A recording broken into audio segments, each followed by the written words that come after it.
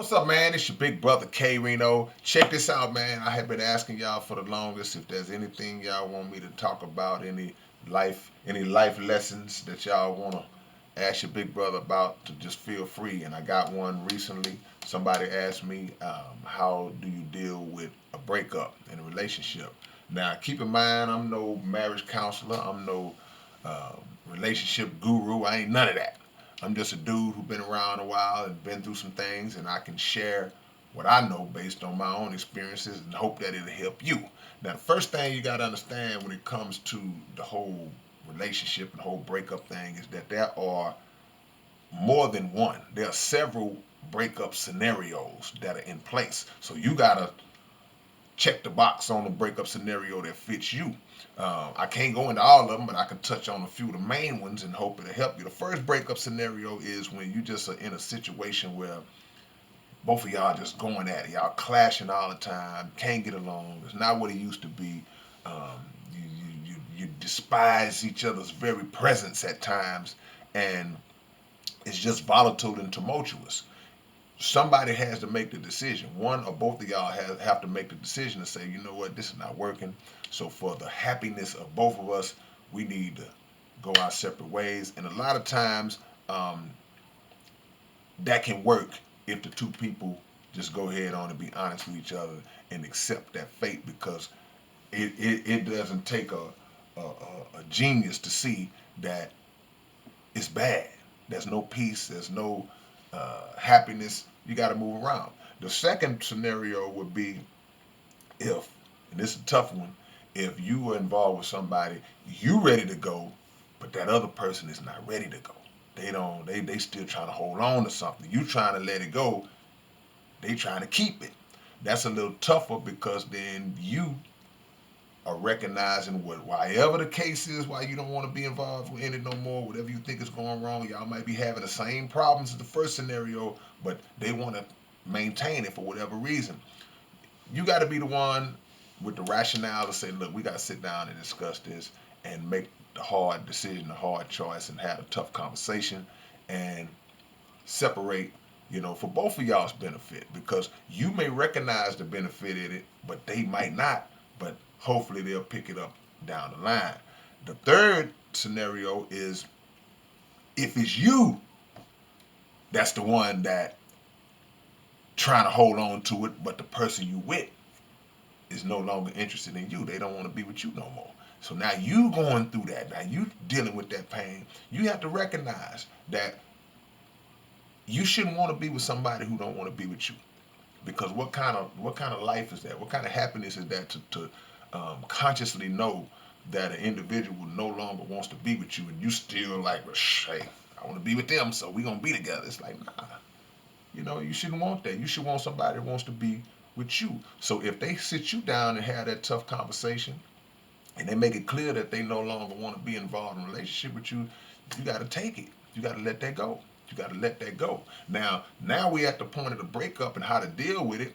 There's a process that you have to go through.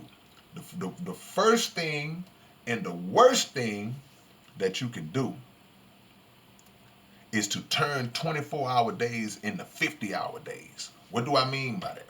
That means that if you are just sitting around all day long, just bathing in the misery, thinking about it all day long, it makes the days longer. So instead of a day, the clock going tick, tick, tick, tick. Now the clock is going tick, tick. See, your seconds are longer because you're spending all day just dwelling in it. You got to get out, move around, find you something to do, get active, meet other people.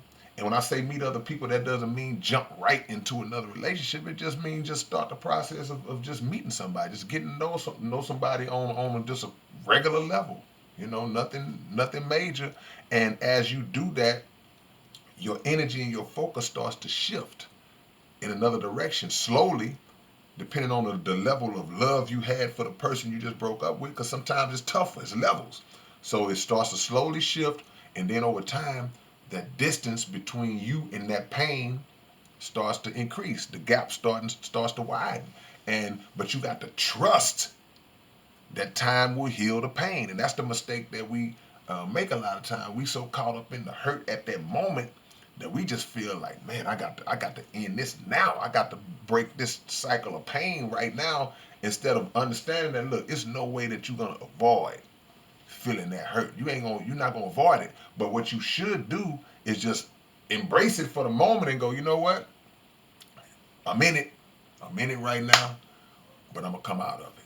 I'm gonna come out of it. So you don't shorten your days. If you're going out doing different things, it's better to come home because you're gonna feel it when you get back alone.